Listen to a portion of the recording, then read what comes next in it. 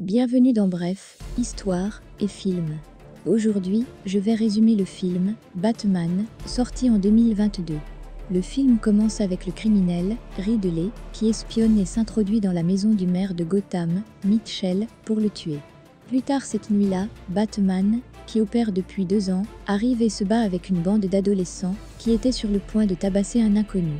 Batman voit le bas signal et rencontre le lieutenant, Jim Gordon, qui l'emmène sur la scène de crime du meurtre du maire Mitchell. Il commence à enquêter sur la scène et trouve une lettre laissée pour Batman, avec une énigme et une page pleine de symboles étranges. Un commissaire enragé, Bud Savage, force Batman à quitter la scène et donne plus tard une conférence de presse sur le crime. Bruce se rend dans une station de métro abandonnée appartenant à Wayne Enterprises, qu'il utilise comme repère. Grâce à une lentille oculaire d'enregistrement vidéo, Bruce peut imprimer une copie de la lettre du Ridley et commence à chercher la signification des symboles. Avec l'aide d'Alfred, Bruce parvient à déchiffrer le code et à récupérer une clé USB dans l'une des voitures du maire Mitchell. À l'intérieur de la clé, Gordon et Batman voient plusieurs photos de Mitchell et d'une mystérieuse fille Alice Berlunge, une boîte de nuit gérée par le Pingouin. Batman se rend à la boîte de nuit du Pingouin pour lui poser des questions sur la fille de la photo et lui demander s'il sait quelque chose sur la mort du maire. Mais le Pingouin nie tout savoir. Au cours de sa conversation avec le Pingouin, Batman aperçoit Selina Kyle qui travaille là, comme serveuse et il reconnaît ses bottes comme étant les mêmes que celles qui apparaissent sur une des photos de Mitchell. Batman suit Selina Kyle jusqu'à sa maison et découvre que la femme des photos, Annika, est l'amie et la colocataire de Selina. Pendant que Batman espionne Selina, elle quitte sa maison habillée en Catwoman et se rend chez le maire Mitchell pour récupérer le passeport d'Annika. Batman se confronte à Selina et se bat, mais Batman réalise rapidement que Selina veut juste protéger son amie et qu'elle n'a rien à voir avec la mort de Mitchell. Lorsqu'il retourne chez Selina, il découvre que quelqu'un est entré par effraction et a enlevé Annika.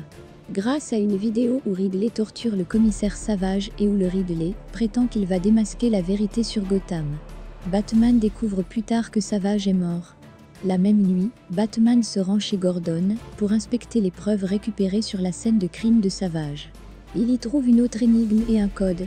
Pendant qu'Alfred travaille sur le code, Batman demande à Selina de l'aider à obtenir plus d'informations en la renvoyant à Alice Berlunge pour voir qui fréquente cet endroit.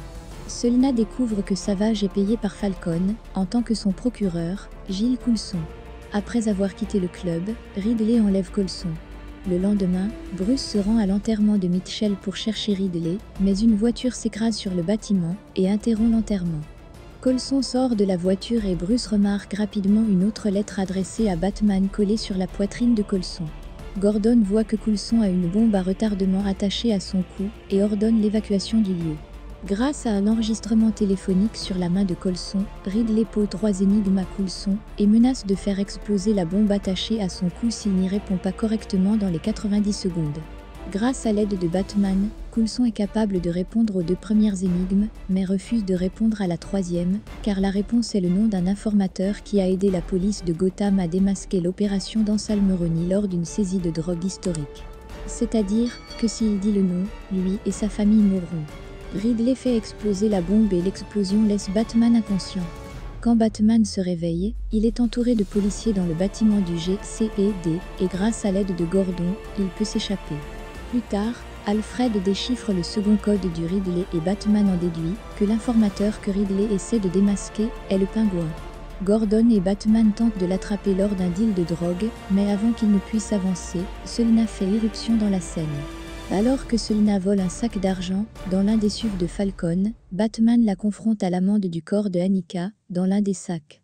Le Pingouin réalise que Batman est là pour l'attraper et tente de s'enfuir. Batman monte dans sa Batmobile pour le poursuivre et la poursuite se termine par la capture du Pingouin. Pendant que Gordon et Batman interrogent le Pingouin, il réalise qu'il n'est pas l'informateur et grâce au second message laissé par Ridley, Batman a accès à un chat en ligne avec Ridley et il les conduit tous les deux dans un orphelinat abandonné qui était géré par les parents de Bruce. Dans l'orphelinat, Gordon et Batman apprennent que Ridley y résidait et qu'en raison de la rancune qu'il nourrit à l'égard de la famille Wayne, il a choisi Bruce Wayne comme prochaine victime. Bruce tente de contacter Alfred pour le prévenir, mais il est trop tard, Alfred est déjà hospitalisé après avoir ouvert une lettre piégée envoyée par Ridley et adressée à Bruce. Le lendemain, Selena contacte Bruce et lui demande de la rencontrer. Elle lui révèle qu'elle est la fille de Falcone, mais qu'il ne l'a jamais reconnue officiellement. Selena demande également à Batman de l'aider à capturer celui qui a tué son amie Annika, mais il refuse. Plus tard dans la journée, Ridley diffuse une vidéo contenant des preuves selon lesquelles Thomas Wayne, qui était candidat à la mairie lorsqu'il a été assassiné, a engagé Falcone pour tuer un journaliste qui menaçait de révéler des détails embarrassants sur les antécédents de maladie mentale de Martha Wayne. Bruce, qui a grandi en croyant que son père avait une morale irréprochable, confronte Alfred à son réveil à l'hôpital. Alfred confirme à Bruce que son père a demandé à Falcone d'intimider le journaliste, mais qu'il a décidé de dénoncer Falcone et d'avouer à la police après avoir appris le meurtre. Alfred suppose que Falcone a fait tuer Thomas et Martha pour éviter cela, mais dit à Bruce qu'il ne pourra jamais en être sûr. À la fin de leur conversation, Bruce voit le bas signal dans le ciel et part à la rencontre de Gordon, mais quand ils arrivent tous les deux, ils réalisent que c'est Selena qui les a appelés. Grâce à l'enregistrement d'un appel téléphonique qu'Annika a passé à Selena avant d'être tuée, Selena apprend qu'Annika a été étranglée par Falcone, parce que Mitchell lui a dit que Falcone était l'informateur. Selena enragée se rend à l'Iceberg Lounge pour tuer Falcone, mais Batman s'infiltre dans la boîte de nuit à temps pour l'arrêter, lui disant que Falcone ira en prison grâce à l'enregistrement téléphonique qu'elle a récupéré. En sortant de la boîte de nuit, Ridley tire sur Falcone et le tue depuis son appartement situé dans un immeuble voisin. La police et Batman parviennent à arrêter Ridley, qui est ensuite identifié comme un expert comptable qui avait accès aux transactions d'un fonds de charité fondé par Thomas Wayne.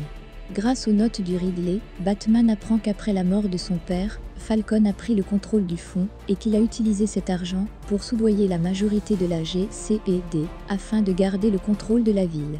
Alors que Batman et la police fouillent l'appartement du Ridley, Batman trouve une troisième lettre laissée pour lui et qui contient un mot disant « On se verra en enfer ». Batman va rendre visite à Arkham. Ridley révèle qu'il a été inspiré par Batman pour démasquer les corrompus et sauver Gotham. Pendant ce temps, la police découvre un chat sur le dark web où le Ridley a parlé à certains de ses adeptes pour orchestrer un attentat visant à assassiner la nouvelle maire élue, Bella Real. De retour à Arkham, lorsque Batman dit au Ridley qu'il n'est pas d'accord avec ses méthodes, Ridley, furieux, lui répond que son plan n'est pas encore terminé. Batman retourne à l'appartement du Ridley pour trouver d'autres indices et finit par découvrir, sous la moquette de l'appartement, une carte gravée dans le bois du plancher qui contient l'emplacement de plusieurs voitures piégées que Ridley a laissées derrière lui. Les bombes explosent et détruisent les digues autour de Gotham et commencent à inonder la ville. Un abri est mis en place dans l'arène intérieure, où la mère élue Bella tenait réellement son discours de célébration. Les partisans du Ridley se préparent et commencent leur attaque pour tuer Bella dans l'arène, mais Batman, avec l'aide de Selena, les arrête. Après avoir entendu une phrase qu'il utilise normalement lorsqu'il affronte des criminels de la part d'un des partisans du Ridley. Batman réalise que ses actions inspirent les gens de la mauvaise façon. Il décide d'aider les autorités à sauver les survivants de l'inondation et apprend ce dont la ville a besoin. Il décide d'aider les autorités à sauver les survivants de l'inondation et apprend que ce dont la ville a besoin, ce n'est pas seulement de quelqu'un que les criminels craignent, mais de quelqu'un qui soit une lueur d'espoir. Batman jure de changer ses habitudes pour pouvoir commencer à donner de l'espoir aux habitants de Gotham. À la fin du film, Selena et Batman se rencontrent au cimetière de Gotham. Selena estime que Gotham ne peut plus être sauvé et demande à Batman de partir avec elle. Batman refuse et lui dit qu'il continuera à essayer de sauver la ville. Alors qu'ils se séparent à bord de leur moto, Batman regarde Selena à travers l'un de ses rétroviseurs, jusqu'à ce qu'elle disparaisse dans le soleil levant. C'était tout pour la vidéo, j'espère que vous l'avez aimé. Abonnez-vous pour plus de contenu comme celui-ci, et appuyez sur le bouton « J'aime » pour nous aider. Laissez également un commentaire, si vous voulez que nous récapitulions votre film préféré.